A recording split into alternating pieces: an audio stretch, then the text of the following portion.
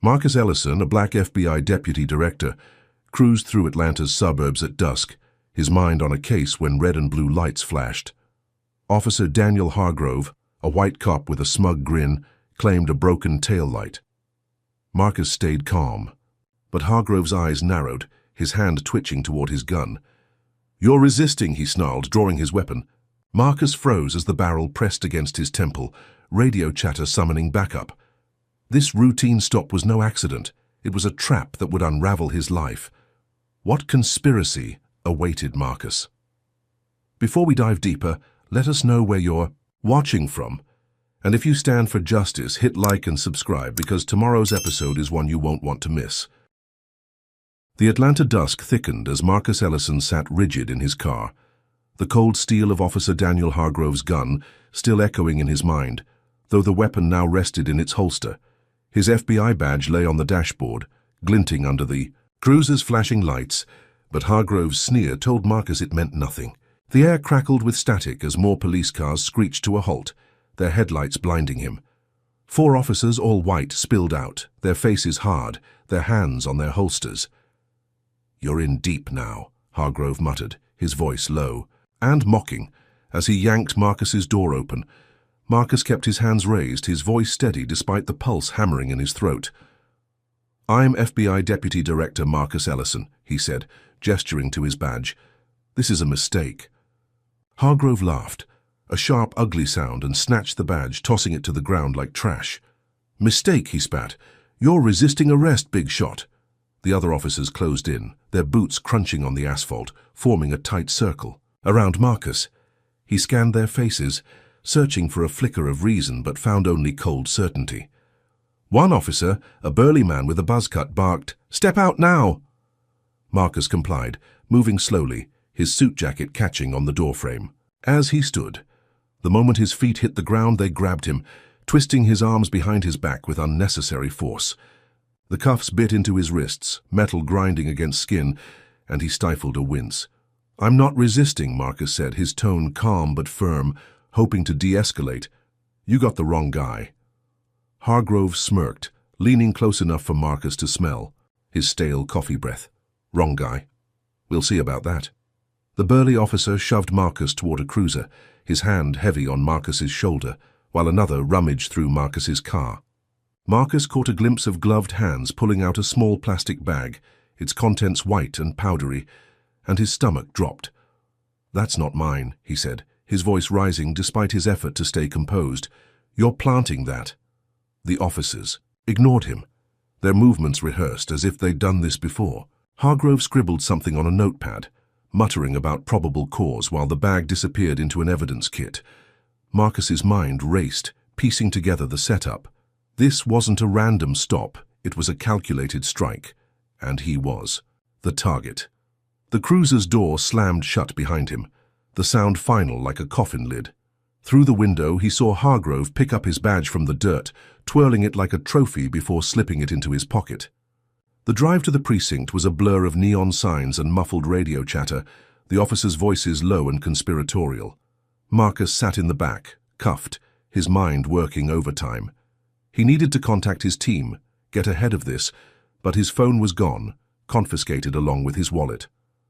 The precinct loomed ahead, a squat concrete building with flickering lights, its windows dark except for one glowing office on the second floor. They pulled him from the car, dragging him through a side door into a fluorescent-lit hallway that reeked of bleach and despair. The officer's boots echoed on the linoleum as they pushed him toward a holding cell, their grip bruising his arms. Inside, the cell was a claustrophobic box, its walls stained with grime, the air thick with the stench of sweat and fear. The door clanged shut, and Marcus stood alone, his suit now wrinkled, his tie askew. He paced the small space, his mind racing. He was a high-ranking FBI official, a man who'd dismantled cartels and exposed corruption, yet here he was, caged like a common criminal.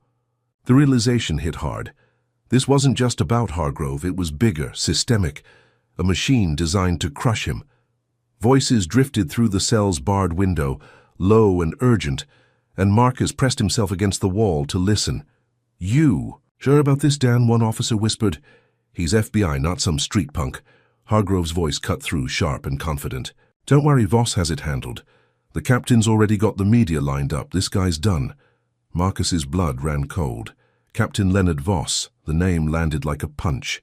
He'd heard rumors about Voss, a precinct boss with a reputation for bending the law to fit his prejudices. If Voss was behind this, Marcus wasn't just fighting a rogue cop. He was up against a network, one with deep roots and long reach. The cell door rattled, and Hargrove appeared, his smirk wider now, almost gleeful. You're famous already, Ellison, he said, holding up a tablet. The screen showed a breaking news alert. FBI official arrested in drug bust. Marcus's face was plastered across it, his official headshot now a mugshot in the public's eyes. The story claimed he'd been caught with cocaine, resisted arrest, and assaulted an officer. Every word was a lie, but the damage was done. Marcus clenched his fists, his nails digging into his palms. You won't get away with this, he said, his voice low, controlled. Hargrove laughed, stepping closer to the bars. Get away? We're just getting started. Voss wants you buried, and he always gets what he wants. The door slammed again, leaving Marcus in silence, the tablet's glow fading from his vision, but not his mind. He sank onto the cell's lone bench, its metal frame creaking under his weight. His first instinct was to call his team. Sarah, his deputy, would know what to do. He banged on the bars, demanding his phone call, but the guard outside, a lanky man with a bored expression, just shrugged. Systems down, he said, not even looking up from his magazine. Marcus pressed again, citing his rights, but the guard walked away, whistling. The isolation was suffocating, worse than the cuffs or the cell. He was cut off, not just from his team, but from the world he'd built. The career he'd clawed his way to despite every obstacle thrown at him as a black man in law enforcement. The precinct's walls seemed to close in, each scuff mark and crack a reminder of how many others had been trapped here, their stories buried. Marcus's thoughts turned to his family, Lena, his wife, a fierce former journalist who'd always had his back, and Caleb, their 16-year-old son, who looked up to him with wide-eyed admiration. They'd see the news, they'd believe in him, but what could they do against a machine like this? He needed to warn them, protect them, but every avenue was blocked. The guard's whistle faded, replaced by footsteps, heavier this time, deliberate. A new figure appeared at the cell door, tall, broad-shouldered, with a face carved from stone. Captain Leonard Voss.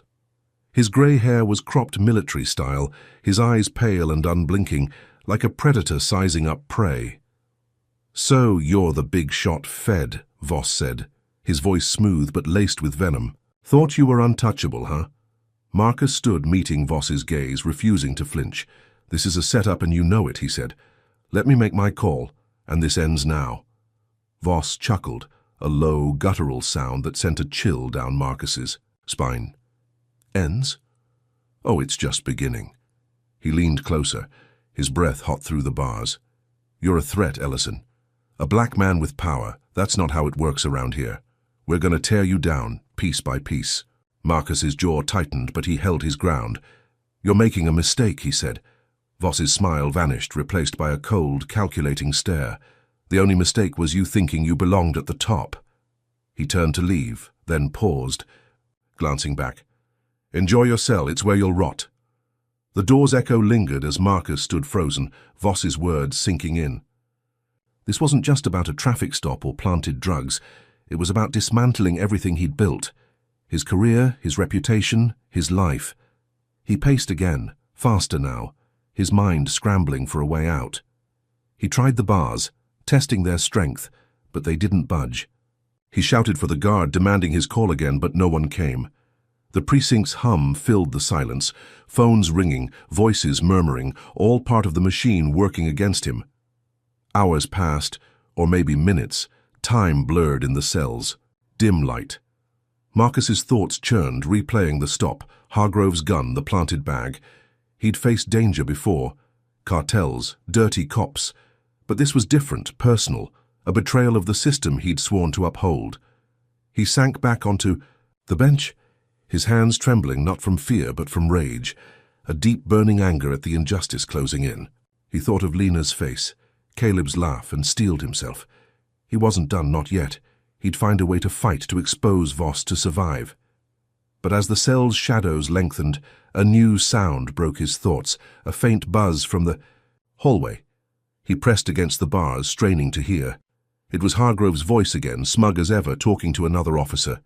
"Make sure the media gets the full story," he said. "Voss wants this on every screen by morning. And the phone lines, keep 'em jammed. Nobody talks to Ellison's people." The words hit like a sledgehammer. Marcus's call wasn't delayed by chance. It was blocked deliberately to keep him isolated.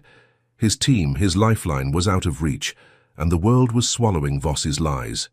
He gripped the bars, his knuckles whitening as the truth settled in. This was a war, and he was fighting. It alone.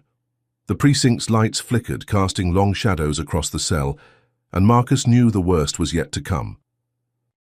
The fluorescent buzz of the Atlanta precinct's holding cell gnawed at Marcus Ellison's nerves as he sat on the cold bench, his wrists still raw from the cuffs. The news alert from Hargrove's tablet burned in his mind, his face plastered across screens, labeled a drug-dealing traitor.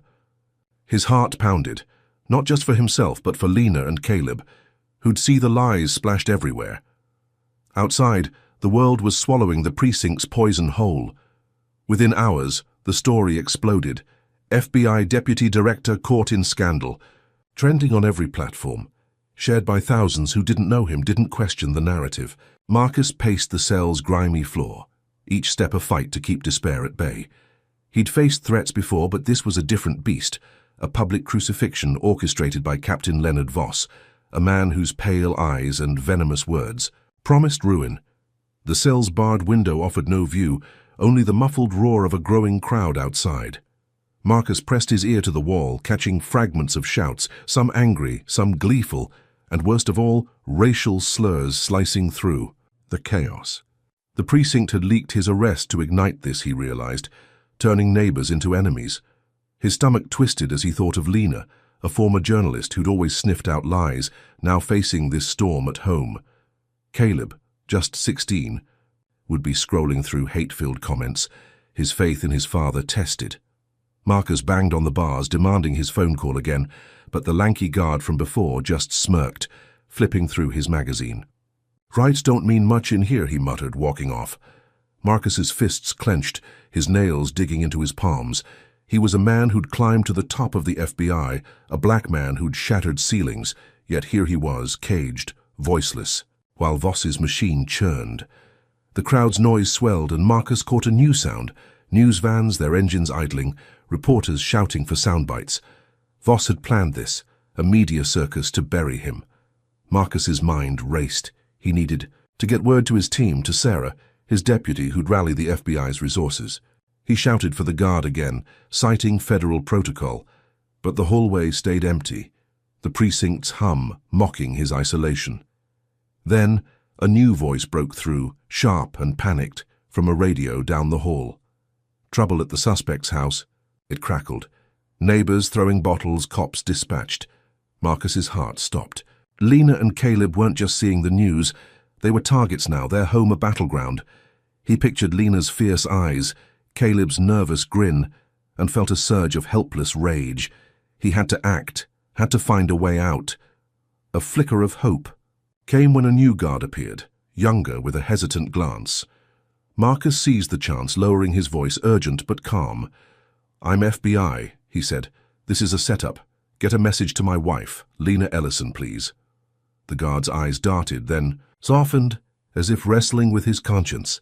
"I'll try," he whispered, slipping away. Marcus exhaled, a spark of relief flaring. Maybe, just maybe, he'd breached the wall. He sank back onto the bench, replaying the guard's face, praying he wasn't another of Voss's pawns. Hours crawled by, the cell's shadows shifting as night deepened. Marcus's hope clung to that guard, to Lena's strength, but the radio's chatter grew darker. Protesters at the precinct, some holding signs calling him a disgrace, others screaming slurs egged on by Voss's media allies. Marcus's name was a hashtag now, a punchline for late-night hosts, a warning for anyone who dared rise too high. He thought of his 20-year career, the cases he'd cracked, the lives he'd saved, all reduced to a single vicious lie. The guard returned, his face pale, avoiding Marcus's eyes. "Couldn't get through," he mumbled. "They're watching." Marcus's hope shattered, replaced by a sinking dread. Voss's reach was tighter than he'd feared, strangling every escape. The guard hesitated, then slipped a crumpled note through the bars. "It's all I could do," he said, vanishing. Marcus unfolded it, his hands trembling. It was a printout of a news article. FBI official's family harassed as scandal grows. The photo showed Lena shielding Caleb from a crowd, their front lawn littered with broken glass. Marcus's throat tightened, his rage now a living thing clawing at his chest. He needed a lawyer, someone to fight this, but who could stand against Voss's network? The precinct door clanged, and a woman appeared, mid-40s, sharp suit, sharper eyes. "I'm Rachel Holt, your attorney," she said, her voice clipped but steady. Marcus stood, grasping at this lifeline. "They're framing me," he said. "Planted drugs, blocked my calls, everything." Rachel nodded, her pen scribbling notes. "I believe you, but Voss has the DA in his pocket. Evelyn Carver's building a case to keep you locked up." Marcus's jaw tightened. Carver, another name to add to the conspiracy. Rachel leaned closer, her voice low. "I'll fight for bail, but the media's already convicted you. And your team, Sarah's trying, but someone's stonewalling her at headquarters." Marcus's mind reeled. An insider at the FBI. The betrayal cut deeper than the cuffs. Rachel promised to dig, but her warning lingered. Voss's influence was a hydra, every move they made spawning new threats. She left, and Marcus sat, the note about his family crumpled in his fist. He pictured Lena's courage, Caleb's fear, and vowed to protect them no matter the cost. But the radio crackled again, a reporter's voice cutting through. "New evidence in the Ellison case. Sources say he's linked to a drug ring." Marcus's blood ran cold, the lie growing, metastasizing, and he knew Voss was tightening the noose. The crowd outside roared louder, their chants a mix of justice and hate, and Marcus realized he wasn't just fighting for his freedom, but for his family's survival. The cell's walls seemed to pulse, each scuff mark a testament to the system's cruelty, and Marcus braced himself, knowing the worst was yet to come. If you're raging at the injustice Marcus faces, comment 1 to stand with him, smash that like button, and subscribe for the next chapter of this relentless fight. How will Marcus counter Voss's media onslaught when his family's safety hangs by a thread? The stale air of the Atlanta precinct's holding cell clung to Marcus Ellison's skin as he stood, his suit now creased and sweat-stained, awaiting transport to his bail hearing. The note about Lena and Caleb's harassment was tucked in his pocket, a jagged reminder of the stakes. The guard's betrayal, failing to deliver his message, gnawed at him, but Rachel Holt's promise of a fight gave him a sliver of hope. He'd face the court, expose Voss's lies, and walk free. The transport van rattled through the city, its windows barred, the outside world a blur of grey buildings and honking traffic. Marcus sat cuffed, flanked by 2 officers who avoided his gaze, their silence heavy with complicity. The courthouse loomed, a stone monolith under a bruised sky, its steps crawling with reporters. Cameras flashed as Marcus was led inside, their lenses hungry for his downfall. The courtroom was packed, spectators whispering, some glaring with prejudged contempt. Rachel stood at the defense table, her posture rigid, her eyes scanning the room like a hawk. Marcus took his seat, his cuffs clinking, and leaned toward her. "They've got nothing real," he whispered. Rachel's jaw tightened. "They don't need real," she said. "Carver's playing dirty."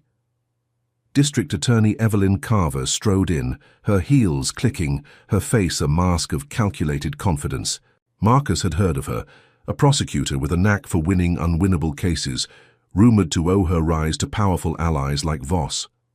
The judge, a stern man with thinning hair, banged his gavel, and the hearing began. Carver's voice was smooth, almost theatrical as she laid out her case. "Marcus Ellison," she said, "a corrupt FBI official caught with cocaine, resisting arrest, a danger to society." She presented the planted drugs now sealed in an evidence bag and played doctored body cam footage. The video showed Marcus lunging at Hargrove, a blatant lie, the footage spliced to erase Hargrove's gunpoint threat. Murmurs rippled through the courtroom, and Marcus felt the weight of every stare. Marcus gripped the table, his knuckles whitening. "That's fabricated," he said, his voice cutting through the room. Rachel shot him a warning glance, but he couldn't stay silent. "I'm innocent," he said. "This is a setup." The judge's eyes narrowed, but he said nothing, his silence deafening. Rachel argued fiercely, presenting Marcus's impeccable record, his decades of service, his lack of motive.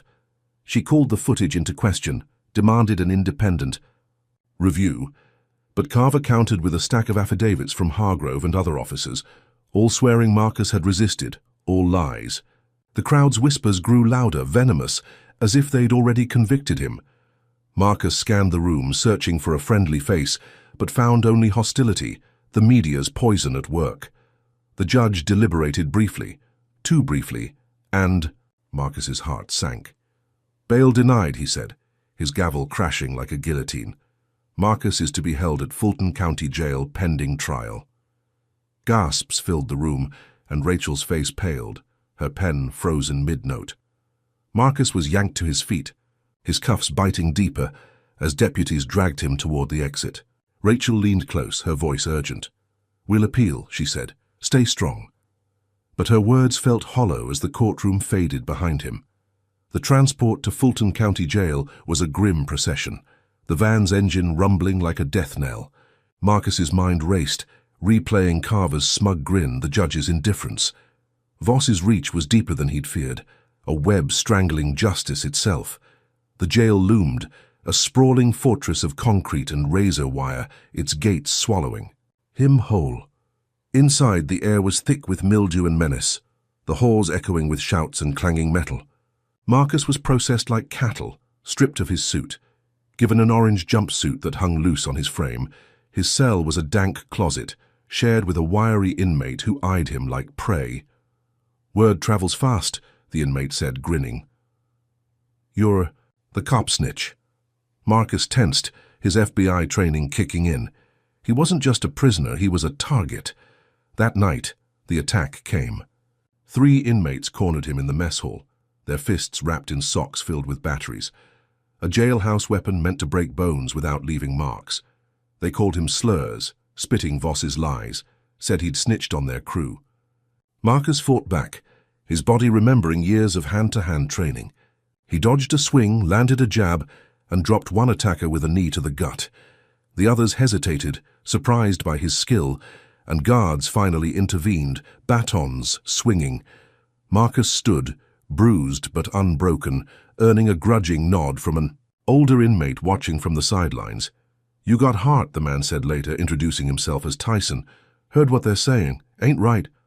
Marcus seized the chance, probing for allies. Tyson hinted at rumors. Voss had paid inmates to take Marcus out. A hit dressed as a random brawl. Marcus's blood ran cold. The assassination plot was no bluff. Voss wanted him dead, not just disgraced. He needed to act, to get word to Lena, to fight from the inside. Tyson mentioned a smuggled phone, a lifeline if Marcus could earn the trust to use it. That night, Marcus lay on his cot, the jail's hum a constant drone, and crafted a plan. He'd play the game, build alliances, get that phone. He scratched a message on his cell wall, cryptic for Lena, in case he didn't make it. The next day, he approached Tyson, offering to share legal knowledge in exchange for access.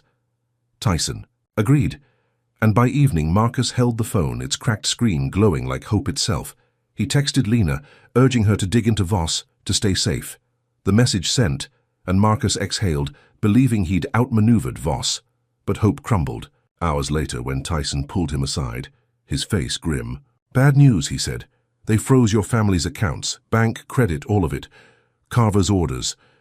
Marcus staggered, the blow worse than any fist. Lena and Caleb were defenseless, their home, their safety, gutted by Voss's machine. The cell. Walls closed in, the slurs from the mess hall echoing in his mind. And Marcus realized this wasn't just about him anymore. It was about breaking everyone he loved. He gripped the cot's edge, his rage a wildfire, vowing to tear Voss's empire down no matter the cost. But as the jail's lights dimmed, a guard's whisper reached him. "Carver's got new evidence. Says you're planning an escape. You're done, Ellison." Marcus's heart pounded, the noose tightening, and he knew the fight was far from over. The concrete walls of Fulton County Jail seemed to pulse with menace as Marcus Ellison lay on his cot, the smuggled phone's brief connection to Lena now a fading spark. The guard's taunt about new evidence and frozen accounts echoed in his mind, each word a fresh wound. Lena and Caleb were out there, defenseless, their lives upended by Voss's cruel machine. Marcus clutched the cot's edge, his knuckles aching, vowing to fight, but the jail's oppressive hum mocked his resolve. Across Atlanta, Lena Ellison stood in their cluttered living room, the curtains drawn tight against prying eyes. The news still blared Marcus's face, branding him a criminal, while their lawn bore scars from hurled bottles and spray-painted slurs. Caleb sat hunched on the couch, his phone dark. His usual teenage bravado replaced by a quiet fear that broke Lena's heart. She'd been a journalist once, fearless, exposing corruption in city halls and boardrooms, and now that fire reignited. Marcus was no criminal, he was a target, and she'd prove it. She opened her laptop, her fingers flying over the keys, digging into Captain Leonard Voss's past. Public records showed his rapid rise in the precinct, but whispers on old forums hinted at darker ties, a white supremacist group called the Iron Covenant, rumored to pull strings in Atlanta's shadows. Lena's pulse quickened. This was the thread to unravel Voss's empire. She cross-referenced names, dates, campaign donations, her old instincts sharp as ever. A photo surfaced, grainy but damning, Voss shaking hands with a known Covenant leader. At a fundraiser. Lena saved it, her first piece of ammunition, but the victory was fleeting. A crash shattered the silence, glass exploding inward as a brick smashed through the window, landing at Caleb's feet. He yelped, scrambling back while Lena dove to shield him. Scrawled on the brick in red marker was a single word: traitor. Lena's hands shook as she called the police, but the dispatcher's voice was cold, almost amused. "We're stretched." "Thin, ma'am," they said. "Stay safe." The line went dead, and Lena knew Voss's influence had poisoned even the 911 line. She boarded up the window, her mind racing. They couldn't stay here, but with their accounts frozen, options were scarce. Caleb's school wasn't safe either. Lena had found his locker defaced with slurs, the principal shrugging it off as kids being kids. She packed a bag, urging Caleb to grab essentials, but his eyes were glued to his phone, scrolling through hateful comments about his dad. "Mum," he said, his voice cracking, "how do we fix this?" Lena knelt, gripping his shoulders. "We fight," she said. "Like your dad's fighting, we don't quit." Caleb nodded, but the fear lingered. They moved to a motel under a fake name, the neon sign flickering outside their dingy room. Lena kept digging, her laptop now a lifeline. She found more, a leaked email from Voss to DA Evelyn Carver, vague but incriminating, hinting at a plan to neutralize a threat. Marcus, Lena realized, was that threat. She drafted an exposé, weaving the photo, email, and Covenant ties into a narrative that could topple Voss. Her old editor, Jamal Carter, agreed to publish it anonymously, a spark. To ignite public outrage, Lena felt a surge of hope. If this broke, Marcus could walk free. But as she typed, Caleb's phone buzzed, a text from an unknown number. "We know where you are." Lena's blood ran cold, her journalist's instincts screaming trap. She checked. The motel's lot, spotting a black SUV idling, its driver obscured. They had to move now. She grabbed Caleb, slipping out the back, but the SUV's engine roared, headlights pinning them.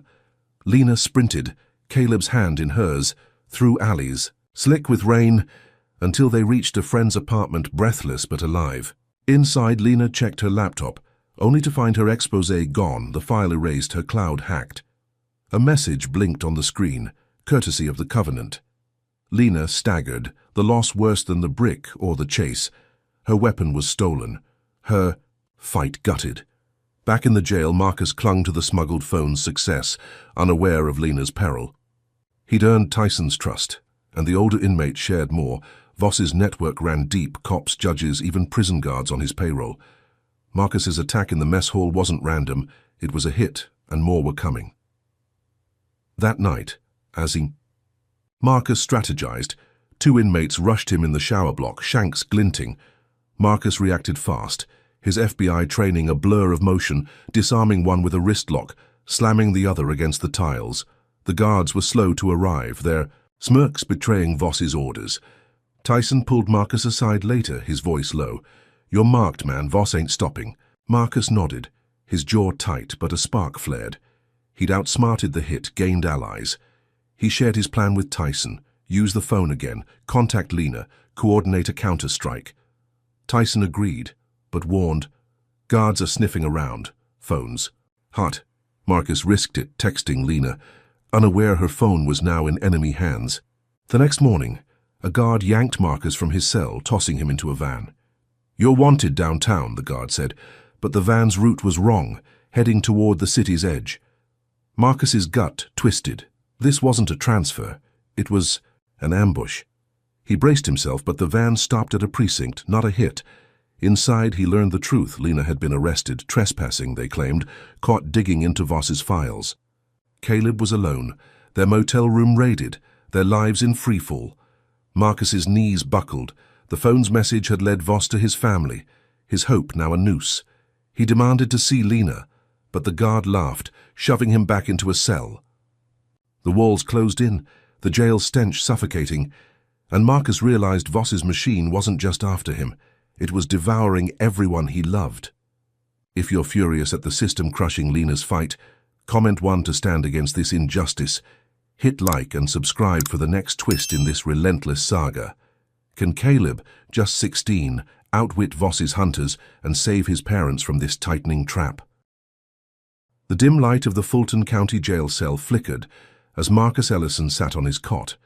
The news of Lena's arrest and Caleb's solitude a fresh wound in his chest. The smuggled phone, once a lifeline, had betrayed him, leading Voss's hounds to his family. His hands clenched, nails biting into his palms as he replayed every move, searching for a way to protect his son. Across Atlanta, Caleb Ellison crouched in the cramped bedroom of his friend Jamal's apartment, the air thick, with the scent of old pizza and fear. At 16, he was no stranger to the city's rough edges, but this was different. His parents were trapped, their lives unraveling because of lies. His phone buzzed with notifications, hateful messages piling up, calling his dad a traitor, a thug, slurs cutting deeper than knives. Caleb's eyes burned, but he refused to cry, not now. Not when his mum's laptop sat open, her stolen exposé a ghost in its empty files. He'd overheard her talking about Voss, the Iron Covenant, the photo that could ruin them. If she couldn't publish it, he would. Caleb dug through her cloud backups, his fingers trembling as he recovered fragments of the draft, enough to piece together the truth. Voss's ties to supremacists, his deals with D.A. Carver, his campaign to destroy Marcus. Caleb's heart raced. This was his chance to fight back. He uploaded the exposé to a whistleblower site, anonymizing his IP with a trick he'd learned from gaming forums. The post went live, spreading like wildfire, hashtags trending within. Ours, Justice for Ellison, expose Voss. Caleb exhaled a flicker of triumph, believing he'd turned the tide. But the victory was short-lived. His phone pinged, a text from an unknown number. "You're next, kid." His stomach dropped. Voss's people had traced him. He peeked through the blinds, spotting a familiar black SUV parked across the street, the same one that chased him and Lena from the motel. Jamal's mom was at work, the apartment empty, no one to help. Caleb grabbed his backpack, stuffing in the laptop, and slipped out the back door, his sneakers silent on the fire escape. The Atlanta night was humid, streetlights casting long shadows as he darted through alleys, his breath ragged. He heard tires screech, the SUV rounding the corner, its headlights sweeping like a predator's gaze. Caleb ducked behind a dumpster, his heart hammering, and realized this wasn't just a chase, it was a manhunt. Back in the jail, Marcus leaned on his new ally, Tyson, who'd heard whispers of Caleb's stunt. "Kid's got guts," Tyson said, "but he's poking a bear." Marcus's chest tightened, pride mixing with dread. He needed to reach his FBI team, Sarah, anyone who could protect Caleb. Tyson arranged another phone drop, the device hidden in a laundry cart, but the guards were watching closer now, their eyes sharp with Voss's orders. Marcus waited for lights out, then dialed Sarah's secure line, his voice low, urgent. "Caleb's in danger," he said. "Voss is after him." Sarah's voice crackled. "I'm trying, Marcus, but headquarters is locked down. Someone's blocking me." The call cut off, a guard's boots echoing nearby. Marcus hid the phone, but his hope surged. He'd reached her. Maybe she could act. Unbeknownst to him, Voss had intercepted the call, his tech guy tracing the signal. By morning, the jail buzzed. With new orders, Marcus was blamed for inciting a riot, a fabricated charge to isolate him further. Tyson pulled him aside, his face grim. "They're pinning this on you, man. Voss is playing chess and you're the pawn." Marcus's jaw clenched, but his focus was Caleb, out there, alone.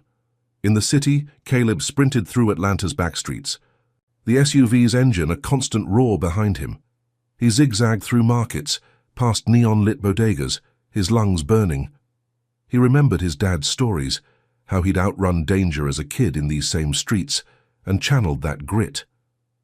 He slipped into a crowded bus terminal, blending with the late-night commuters, but the relief was fleeting. A man in a dark jacket, Hargrove's partner from the traffic stop, scanned the crowd, his hand on a radio. Caleb's pulse spiked. Hargrove himself was hunting him. He ducked into a restroom, splashing water on his face, trying to think. His phone vibrated, a news alert. His exposé had sparked protests outside the precinct, people demanding Marcus's release. Caleb's chest swelled. He'd done that. He'd moved the needle. But the moment shattered as Hargrove's voice barked outside, "Check the stalls." Caleb climbed into a ceiling vent, his skinny frame barely fitting, and crawled through dust and darkness, the metal creaking under his weight. He emerged in a storage room, slipping out a side exit, but the streets weren't safe. The protests had drawn a counter-mob, vigilantes fueled by Voss's propaganda, waving signs calling Marcus a terrorist. Caleb's exposé had lit a fire, but it had also painted a target on his back. He ran toward a park, hoping to lose Hargrove. In the trees, but the mob spotted him, their shouts chilling. "There's the kid!" Caleb's legs burned, his backpack bouncing as he dove into an underpass, the mob's footsteps thundering behind. He tripped, scraping his knee, and for a moment thought of giving up. But his dad's voice echoed in his mind. "We don't quit." Caleb scrambled up, spotting a delivery truck idling nearby. He climbed into its open back, hiding among crates as it pulled away, the mob's cries fading. He exhaled, believing he'd escaped, but the truck stopped at a red light and Hargrove's cruiser pulled alongside, his eyes locking onto Caleb through the crates. Caleb froze, trapped, as Hargrove radioed for backup, a smile curling his lips. The truck lurched forward, giving Caleb seconds to act. He jumped out, sprinting into a construction site, but the mob's shouts grew louder, closing in, their hatred a living force. Caleb's rebellion had shaken Voss's empire, but it had unleashed a storm he couldn't outrun. The Fulton County Jail's air was thick with tension as Marcus Ellison sat in his cell, the news of Caleb's desperate flight and Lena's arrest searing his mind like a brand. The smuggled phone's failure haunted him, his call to Sarah intercepted, twisted into a lie that painted him as a riot instigator. His ally Tyson's warning rang true. Voss was playing chess, and Marcus was cornered. But surrender wasn't in his blood. Caleb was out there, hunted, and Lena was caged, their families' survival resting on his next move. Marcus leaned against the cell's grimy wall, his eyes tracing the scratches left by countless others, each mark a story of resistance or defeat. He chose resistance. Tyson slipped into the cell block during rec time, his voice a low rumble. "Kid's exposé lit a fire," he said, "but Voss's mob is closing in." Marcus nodded, his jaw tight. "We need to move," he said. "Get me out, I'll find Caleb, free Lena." Tyson's eyes narrowed, weighing the risk. "Jailbreak's no joke, man," he said. "Guards are Voss's dogs." But Marcus saw a spark in Tyson's gaze, a man tired of the system's boot. They hatched a plan, exploit a flaw in the jail's routine. Every Tuesday, a delivery truck left the loading dock unguarded for 10 minutes, a gap Marcus could slip through with Tyson's help. They'd stage a distraction, a fight in the yard to draw the guards' eyes. Marcus spent the night mapping the jail in his mind. Every hallway, every camera, his FBI training sharpening his focus. By dawn, he felt a flicker of hope. This could work. Tyson recruited 2 inmates loyal to him to start the brawl, while Marcus prepared to move. The morning sun barely pierced the jail's high windows as the plan unfolded. In the yard, Tyson's men shouted, shoving each other, their staged fight escalating into chaos as inmates joined in, fists flying, voices roaring. Guards rushed to break it up, batons raised, leaving the loading dock clear. Marcus slipped through the cell block, his orange jumpsuit blending with the shadows, Tyson at his side. They reached the dock, the truck idling, its driver distracted by the yard's uproar. Marcus's heart pounded, freedom so close he could taste it. He climbed into the truck's cargo hold, Tyson ready to cover his exit, when a siren blared, sharp and sudden. "Lock down!" A guard's voice boomed over the intercom. "All inmates to cells, now!" Marcus froze, his breath catching. The plan was blown. Voss's men had anticipated this. The dock's gate slammed shut, trapping Marcus inside, and armed guards flooded the area, their boots thundering. Tyson cursed, pulling Marcus back into a storage closet, but the door rattled, a guard's flashlight sweeping through the crack. Marcus's mind raced. They were seconds from discovery. He grabbed a pipe from the closet's corner, ready to fight, but Tyson hissed, "Wait." The guard moved on, distracted by the yard's chaos, and Marcus exhaled, his pulse a drumbeat. They retreated to the cell block, the lockdown sealing their chance, but Marcus's resolve hardened. He'd try again. He had to. That night the guards retaliated, Voss's orders clear. Marcus was dragged to solitary, a windowless box reeking of mildew, where 2 officers, their faces twisted with hate, beat him. Fists slammed into his ribs, boots struck his legs, each blow laced with slurs. "You thought you'd outsmart Voss." Marcus curled, protecting his face, his body screaming, but his mind stayed sharp, memorizing their voices, their badges. The beating stopped, leaving him gasping on the concrete, blood pooling under his cheek. The guards laughed, tossing him. "A rag. Clean up, snitch." Marcus wiped his face, his rage a furnace fueling his will to survive. He was alone, the cell's darkness absolute, but Lena's courage, Caleb's defiance, burned brighter than the pain. Outside, Lena, released on a technicality after her trespassing charge, stood in a downtown square, her voice echoing through a megaphone. She'd rallied activists, their signs demanding Marcus's freedom, their chants shaking the precinct's walls. The crowd swelled, hundreds strong, their phones streaming live, amplifying her plea. "Voss is corrupt, free Marcus Ellison." Lena felt a surge of power, believing the tide was turning, that Marcus would walk free. But Voss struck back, his counter-protest crashing into hers like a tidal wave. Men in dark jackets, Iron Covenant thugs, infiltrated the crowd, shouting slurs, throwing bottles, turning the rally into a riot. Lena ducked a flying can, her arm grazed, her megaphone knocked away. Police swarmed, batons swinging, but their eyes were on her people, not Voss's. Lena's hope crumbled as arrests began, her allies dragged away, the live streams cut off. She escaped, hiding in a coffee shop, her hands shaking as she checked. Her phone.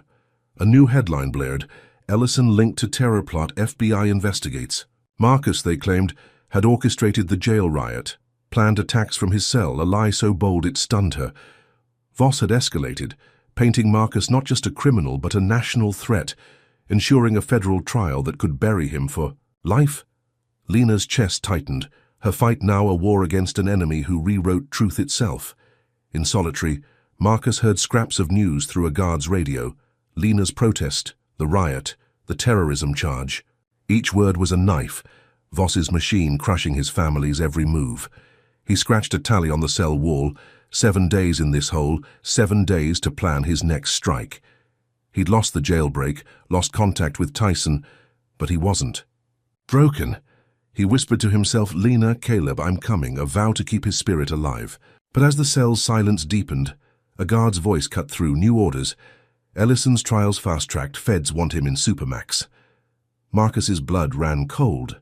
the stakes now unimaginable, his fight no longer just for freedom, but for survival against a system rigged to erase him. If you're stunned by Voss's ruthless escalation, comment 1 to demand justice for Marcus, smash that like button, and subscribe to see this battle unfold. Will Lena's defiance crack Voss's empire, or has Marcus's failed gambit sealed their family's doom? The solitary cell's darkness pressed against Marcus Ellison like a living thing, its concrete walls etched with his tally of days, now 8, each mark a defiance against the system crushing him. The guard's words about a fast-tracked trial, and Supermax echoed, a death sentence in all but name. Yet Marcus clung to thoughts of Lena's rally, Caleb's courage, refusing to break. His bruised ribs ached with every breath, the beating in solitary, a brutal reminder of Voss's reach. But his mind stayed sharp, plotting, waiting for a crack in the jail's armor. Across Atlanta, Lena Ellison stood in a crowded civic center, her heart pounding as she gripped a microphone facing a sea of reporters and onlookers. Her release from the trespassing charge had been a fleeting victory, the protests chaos, and the terrorism charge against Marcus overshadowing her efforts. But she'd found a new weapon, a leaked audio clip from a whistleblower, Voss boasting about framing Marcus to Iron Covenant allies. Lena had verified it. Her journalists' instincts razor-sharp, and now at this press conference, she'd expose him live. The room buzzed, cameras rolling as she began, her voice steady but electric.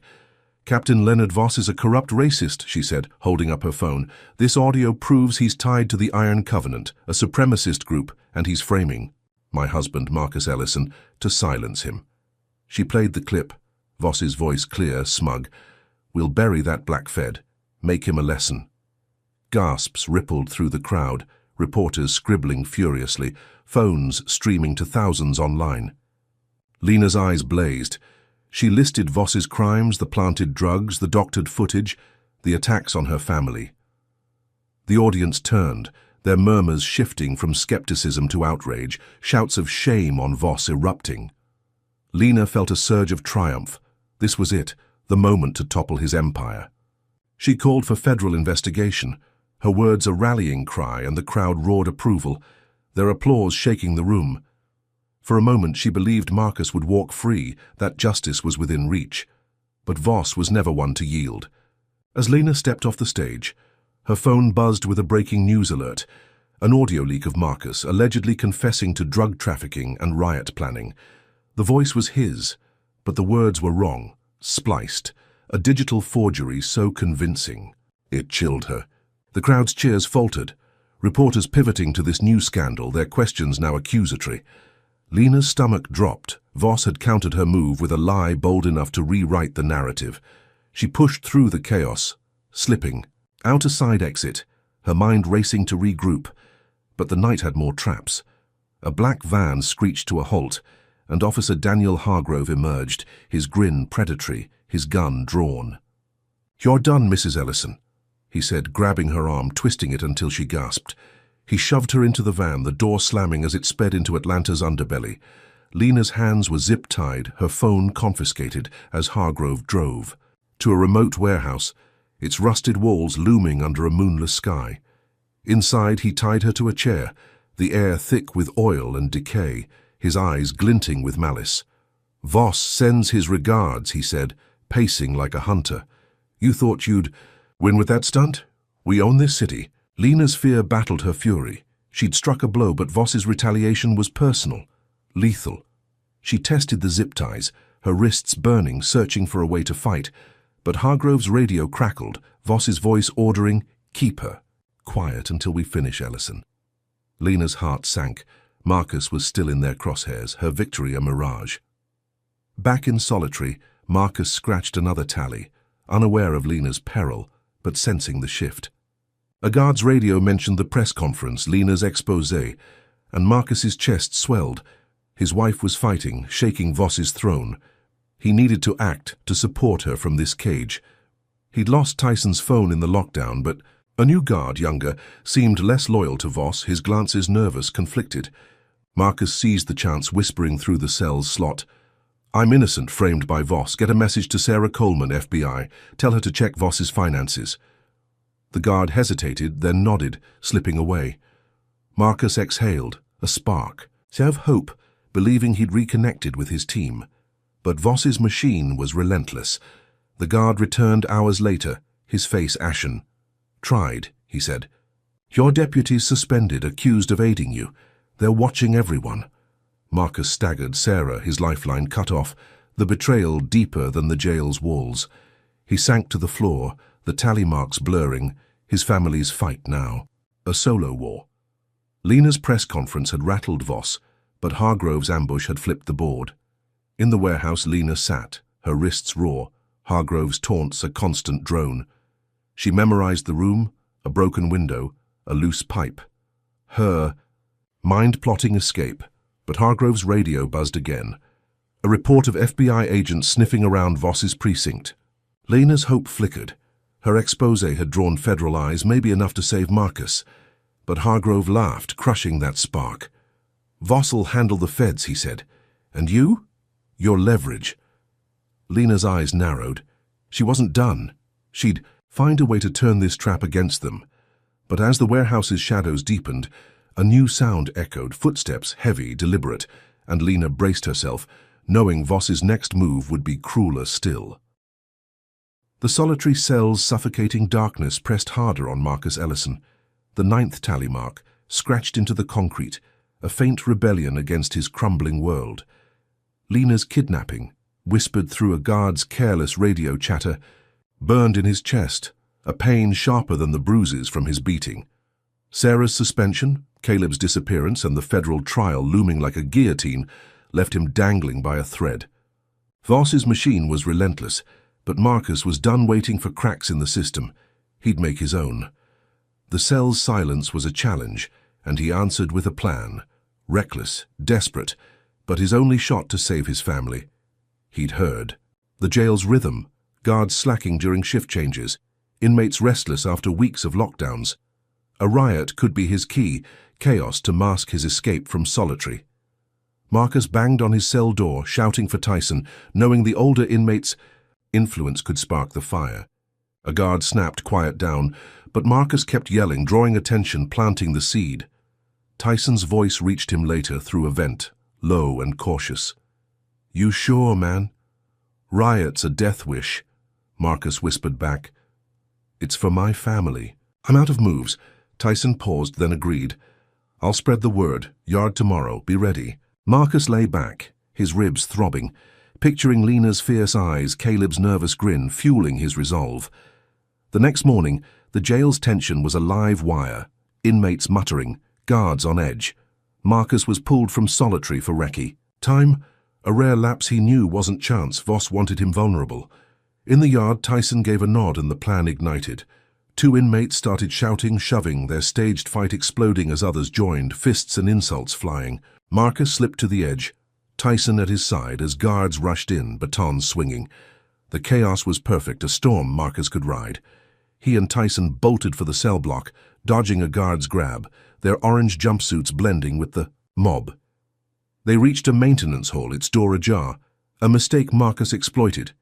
Inside, they found a vent leading to the admin wing, where phones and keys waited. Marcus crawled through, the metal biting his knees, Tyson behind, their breaths, loud in the tight space. They emerged in an office, a desk phone glinting like salvation.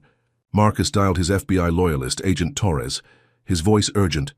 "Lena's been taken, Caleb's missing, Voss is behind it all. Torres promised to act. I've got eyes on the precinct. Hang tight." Marcus hung up, hope surging, believing he'd cracked Voss's wall. He and Tyson grabbed a guard's keycard, aiming for the loading dock, their escape route from the failed jailbreak. But the jail's alarms screamed, red lights flashing, riot containment in effect. Marcus's gut twisted. The plan was unraveling. They sprinted toward the dock, but the hall filled with shouts, not guards, but inmates, armed, organized, their eyes locked on Marcus. Tyson cursed. Voss paid them. It's a hit.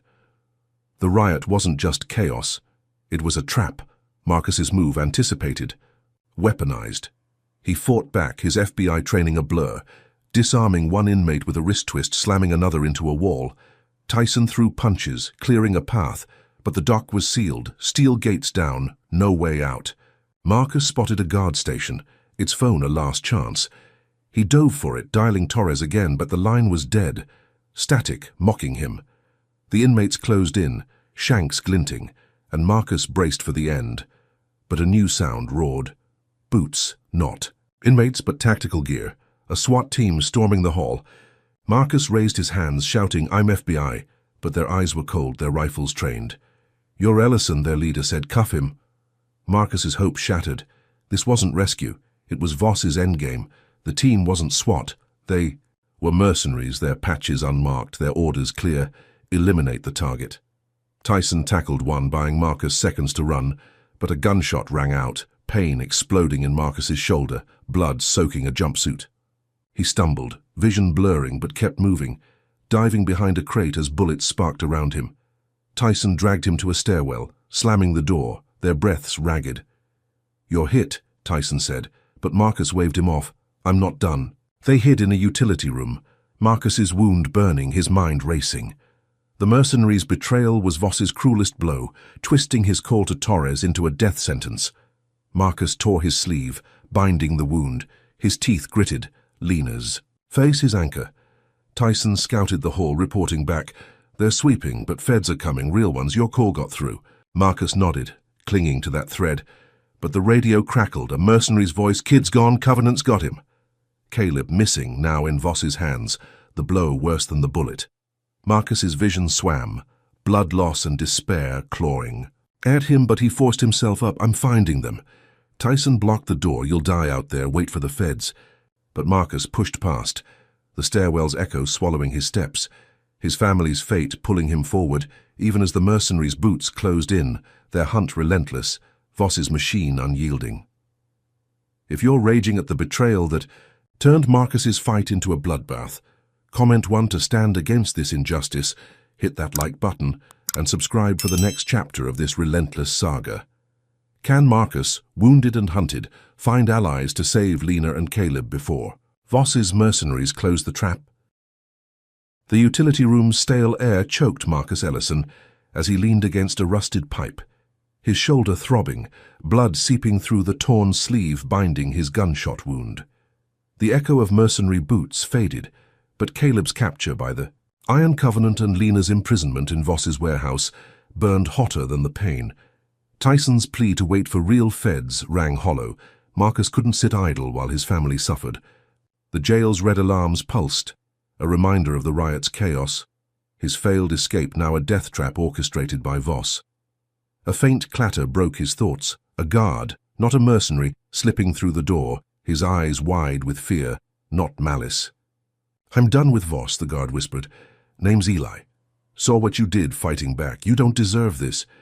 Marcus tensed, wary of betrayal, but Eli's hands were empty, his badge glinting with nervous sweat. "Get me out," Marcus said, his voice hoarse but firm. "My family's in danger." Eli nodded, tossing him a stolen keycard. "There's a service tunnel, leads to the street," he said. "Move fast." Marcus gripped Tyson's arm. "You with me?" Tyson's nod was grim. "Let's roll." They followed Eli through a maze of pipes and flickering lights, the tunnel's damp walls closing in, each step a gamble. Gunfire echoed behind, mercenaries sweeping the jail, but Eli's route was clear. A back door Voss hadn't sealed. They emerged in an alley, Atlanta's humid night wrapping around them, the jail's sirens a distant wail. Eli pointed to a beat-up. "Set and keys inside, I'm out," he said, vanishing into the shadows. Marcus slid behind the wheel, pain shooting through his shoulder, Tyson's shotgun, scanning for threats. They drove, weaving through back streets, the city's neon blur a stark contrast to the jail's grey hell. Marcus's mind raced. He needed a safe haven, a way to find Lena and Caleb. Tyson suggested a community center in West End, run by activists who'd rallied for Marcus after Lena's expose. "They hate Voss," Tyson said. "They'll hide you." Marcus nodded, hope flickering. A community rising where the system failed. The center was a low brick building, its windows taped, lights dim to avoid attention. Inside, a dozen faces turned, wary, but warm, led by Aisha, a wiry woman with a scar across her cheek. "We saw your wife's press conference," she said, voice steady. "You're one of us now." Marcus exhaled, the words a lifeline, his wound cleaned by a nurse among them. His story heard without judgment. Aisha's team had tracked Voss's moves, whispers of a warehouse where Lena was held, a Covenant base where Caleb might be. Marcus shared his plan. Infiltrate the base, free his family, expose Voss to the feds. The activists armed him with burner phones, maps, even a handgun, their trust a balm to his battered spirit. Tyson, now free after the riot's chaos, scouted the room, nodding. These folks are real, man. Marcus felt a surge of strength. This wasn't just his fight anymore. It was theirs. They strategized, Aisha's hackers pulling satellite images of the warehouse, her runners confirming Lena's presence. Marcus prepared to move, his shoulder bandaged, his resolve iron, believing he'd turned the tide. But Voss's shadow loomed. As the group finalized plans, a low rumble shook the center, followed by a deafening blast. Flames erupted. The front, wall collapsing as firebombs tore through. Voss's retaliation swift and savage. Screams filled the air, activists scrambling, some trapped under debris. Marcus dove for Aisha, pulling her from a falling beam, his wound screaming as he carried her to safety. Tyson hauled out the nurse, coughing through smoke, but the center was a pyre, years of community work reduced to ash. Marcus rallied the survivors, leading them to a nearby church, their faces etched with shock and rage. Aisha, singed but unbroken, checked her phone, a message from a mole. Voss bribed feds, your rescue's an ambush. Marcus's heart sank. The community's stand, his newfound allies, all targeted. The betrayal deeper than the jail's walls. He'd thought the center was his salvation, a base to strike back. But Voss had turned it to rubble, his reach strangling. Even this refuge. The survivors regrouped, their eyes on Marcus, not with blame but with fire, ready to fight. He clutched the burner phone, its screen cracked but alive, and dialed Torres again, whispering, "Warehouse Covenant, they've got my family." Torres's voice was tense. "I'm moving," but Voss's got eyes everywhere. Marcus hung up, his wound bleeding anew, the church's stained glass casting red shadows on his face. Aisha handed him a fresh map, her voice low. "Go get 'em. We'll hold here." Marcus nodded, Tyson at his side. The community's strength, his new armor. But the ambush warning echoed, Voss's trap waiting, his family's lives hanging by a thread. The fight now a race against a machine that burned everything it touched. The church's dim light cast jagged shadows over Marcus Ellison as he stood among the West End activists, their faces hardened by the firebombing that reduced their community center to ash. His shoulder wound pulsed, blood seeping through fresh bandages, but the pain was drowned by the fire in his chest. Lena and Caleb were in Voss's hands, and the warning of a federal ambush loomed like a noose.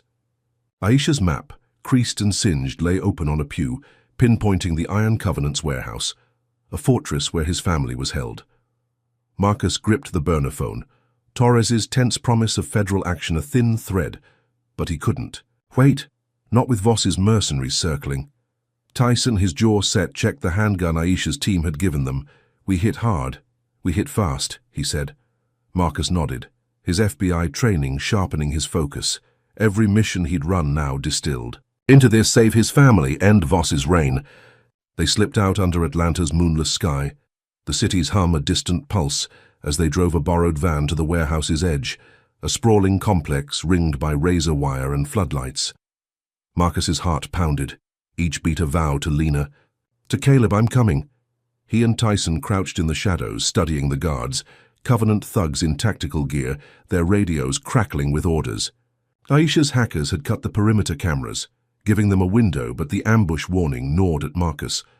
Voss knew he was coming. They scaled a back fence, Marcus's wound screaming as he dropped to the other side, his breath shallow but steady. The warehouse loomed, its rusted walls hiding horrors, and Marcus pictured Lena's defiance, Caleb's courage fueling his steps. They slipped through a loading bay, the air thick with oil and fear, and Marcus's training took over, silent, precise, disarming a lone guard with a chokehold, his body slumping without a sound. Tyson grabbed the guard's radio, its chatter confirming Lena's location, East Wing, heavily guarded. Marcus's hope flared. She was alive, but Caleb's whereabouts were a void. the Covenant's base a maze of threats. They moved deeper, dodging patrols, their footsteps muffled on concrete.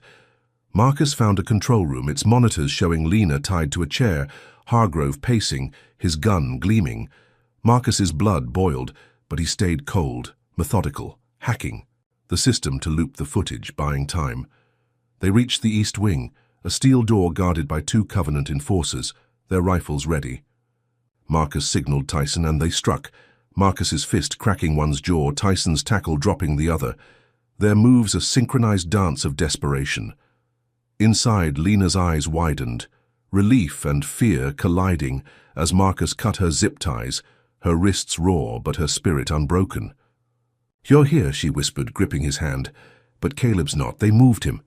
Marcus's heart lurched, his son still lost, but Lena's strength anchored him. They armed her with a guard's pistol, her journalist's fire, now a warrior's resolve. Aisha's runners had live-streamed their infiltration, broadcasting to activists who rallied outside, their phones lighting up social media with justice for Ellison. Marcus felt a surge of victory. The world was watching, Voss's lies cracking. They moved to exfiltrate, Marcus leading, Lena and Tyson covering, but the warehouse shook, a low hum rising to a roar. Alarms screamed, red lights flashing, and Marcus's gut twisted, self-destruct sequence initiated. A robotic voice blared. Voss had rigged the base to bury them, his cruelty boundless. The walls groaned, pipes bursting, flames licking the corridors as the building began to collapse. Marcus grabbed Lena, pulling her through a collapsing hallway, Tyson clearing debris. With brute force, they dodged falling beams, the heat searing, their lungs burning with smoke. Marcus spotted a broken window, their only exit, and boosted Lena through, her hands scraping glass. Tyson followed, but a steel girder crashed, pinning his leg. "Go," he shouted, "I'll hold them." Marcus hesitated, but Tyson's eyes were fierce. "Save your kid." Marcus nodded, pain tearing at him, and pulled Lena into the night, the warehouse. Imploding behind them, a fiery tomb for their ally. They ran, the livestream capturing their escape, but freedom was a lie. A news alert flashed on Lena's stolen phone. Marcus Ellison, mastermind of Covenant attack, wanted for terrorism. Voss had flipped the script, the livestream twisted to paint Marcus as the villain. His family's rescue now a global manhunt. Marcus staggered, the betrayal worse than the flames, his wound bleeding anew as sirens wailed, closing in. Lena gripped. "His arm, we're not done," she said, her voice a lifeline. They vanished into the woods, the world against them, Caleb still out there, Voss's machine rewriting truth with every step. Marcus's victory, freeing Lena, was ashes, the terrorism. Label a chain heavier than any cell. His fight now a war against a lie that branded him a monster.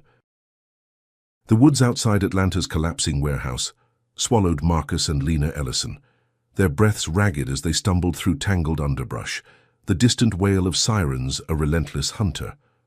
Marcus's shoulder wound burned, blood soaking, his stolen jacket, but the pain was nothing compared to the void of Caleb's absence and the crushing weight of the terrorism label Voss had pinned on him. The livestream that captured their escape, meant to expose the Iron Covenant, had been twisted into a lie. Marcus now branded a mastermind of destruction, hunted by feds, police, and vigilantes. Lena clutched his hand, her eyes fierce despite the cuts on her arms from the warehouse's glass. "We'll find Caleb," she whispered, her voice a tether to hope. They moved deeper into the night, the city's glow fading, each step a gamble against Voss's machine. Marcus's mind raced, replaying the warehouse's implosion, Tyson's sacrifice, the betrayal that turned their victory to ash. They needed shelter, allies, a way to clear his name, but the world saw him as a monster. Lena's burner phone, barely functional, showed news alerts piling up. FBI manhunt intensifies. Ellison armed and dangerous. Marcus's chest tightened, his 20-year career, his life, erased by Voss's lies. They trekked miles, avoiding roads until dawn broke, revealing a rural black community nestled in Georgia's hills, its clapboard houses and small church a faint promise of refuge. Lena recognized it. "I wrote about this place," she said. "They've fought racists for generations." Marcus nodded, hope flickering. Maybe here they'd find safety. They approached cautiously, knocking on a weathered door. An elder, Miss Clara, answered, her eyes sharp but kind, taking in their battered state. "You're the Ellisons," she said, voice low. "Seen the news? Don't believe it. Come in." Inside, the community gathered, their faces etched with defiance, offering food, clothes, a moment to breathe. Marcus's wound was redressed by a retired medic. Lena's cuts cleaned, their gratitude unspoken but deep. Clara's son Darius, a tech-savvy 20-something, showed them a hidden basement equipped with old radios and a laptop. "We've been tracking Voss," he said. "He's got the Covenant stirred up, hunting you." Marcus shared their story. The traffic stopped the planted drugs, Caleb's capture, and the group listened, their anger mirroring his. "We'll hide you," Clara said, "but you gotta move fast. Covenant's close." Marcus and Lena strategized, using Darius's laptop to hack into Voss's leaked comms, pinpointing Caleb's likely location, a Covenant safe house 50 miles north. Marcus felt a surge of purpose. He'd save his son, expose Voss, end this. They prepared to move, armed with Clara's old shotgun and Darius's burner phones, believing this community was their turning point. But Voss's reach was a hydra. As they planned, a low rumble shook the ground, headlights piercing the dawn. Covenant mercenaries, tipped by a bribed Fed, stormed the community, their trucks tearing through the dirt roads, guns blazing. Marcus grabbed Lena, diving into the basement as bullets shattered windows. Clara's people returning fire with hunting rifles. Screams filled the air, the community's defiance met with ruthless force. Marcus and Lena slipped out a storm hatch. Clara, urging, "Go, save your boy, we'll hold them." They ran, the shotgun heavy in Marcus's hands, his wound screaming, but the raid's chaos gave them cover. They stole a mercenary's jeep, speeding north, the community's gunfire fading behind. Marcus's heart tore, another refuge burned. For helping him, but Lena's grip on his arm kept him focused, Caleb's waiting. They drove through back roads, avoiding checkpoints, the radio blaring updates. Ellison spotted in rural Georgia, public urged to report sightings. Vigilantes were mobilizing, spurred by Voss's propaganda, their trucks patrolling highways. Marcus's hope clung to Darius's intel. The safe house was real, Caleb was there. They reached it by dusk, a fortified cabin in dense woods, guarded by Covenant thugs. Marcus scouted, his FBI skills sharp, spotting weak points, a side window, a distracted sentry. He and Lena crept closer, ready to strike when Darius's burner buzzed. A video file, Voss's confession from the warehouse, recorded by Aisha's livestream before it twisted. Marcus's pulse raced. This was it, proof to clear his name. He uploaded it to every platform, the confession going viral, Voss exposed as a racist orchestrator, public outrage swelling. Marcus believed he'd won. The truth would free Caleb, end the hunt. He and Lena breached the cabin, taking down guards with silent precision, finding Caleb bound but alive, his eyes wide with relief. They hugged, a fleeting moment of victory. But the radio crackled, bomb planted in Clara's church. Time to wipe out your allies. Marcus's blood froze, Voss's final trap, punishing the community that dared help him. They raced back, Caleb in tow, reaching the church as the timer ticked 10 seconds. Marcus dove inside, his wound tearing open, and found the device, wires tangled, his hands shaking. He cut the red wire, a guess, and the timer stopped, the church silent, saved. But as he staggered out, a lone mercenary, Voss's last loyalist, emerged, rifle raised. "You're done, Ellison," he said, cuffing Marcus before Lena could react, his victory snatched, the confession's truth not enough to stop Voss's final blow. Caleb's cry echoed as Marcus was dragged away. The manhunts, jaws closing, his family's fight hanging by a thread. The woods outside Atlanta's collapsing warehouse swallowed Marcus and Lena Ellison, their breaths ragged as they stumbled through tangled underbrush, the distant wail of sirens a relentless hunter. Marcus's shoulder wound burned, blood soaking, his stolen jacket, but the pain was nothing compared to the void of Caleb's absence and the crushing weight of the terrorism label Voss had pinned on him. The livestream that captured their escape, meant to expose the Iron Covenant, had been twisted into a lie. Marcus now branded a mastermind of destruction, hunted by feds, police, and vigilantes. Lena clutched his hand, her eyes fierce despite the cuts on her arms from the warehouse's glass. "We'll find Caleb," she whispered, her voice a tether to hope. They moved deeper into the night, the city's glow fading, each step a gamble against Voss's machine.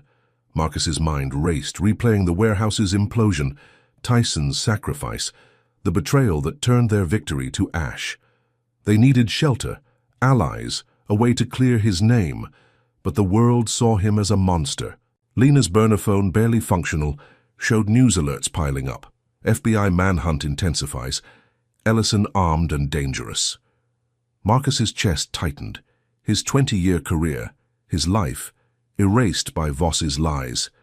They trekked miles, avoiding roads until dawn broke, revealing a rural black community nestled in Georgia's hills, its clapboard houses and small church a faint promise of refuge.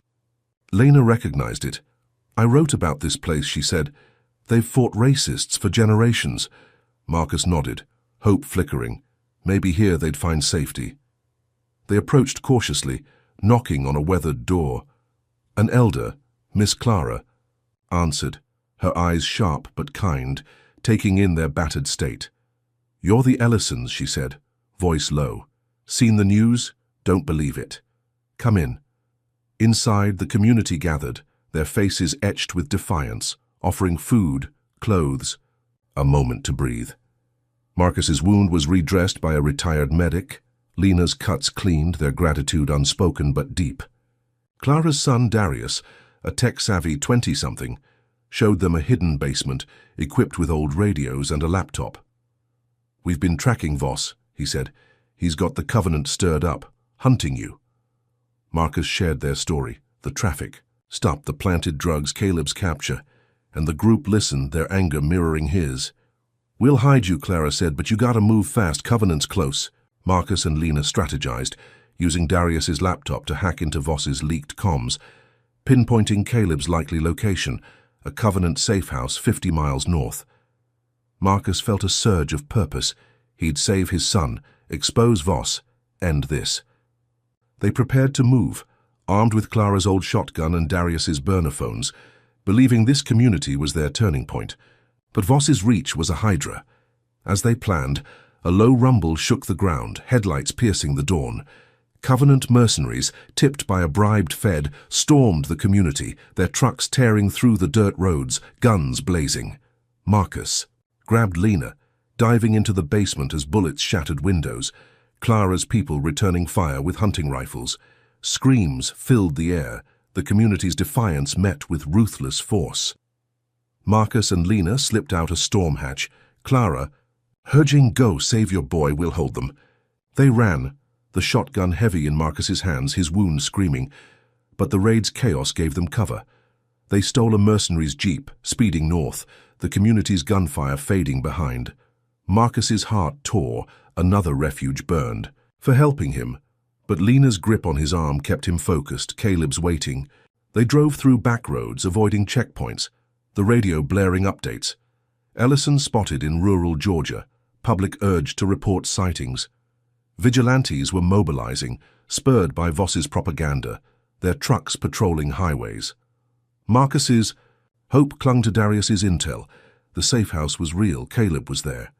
They reached it by dusk, a fortified cabin in dense woods, guarded by Covenant thugs.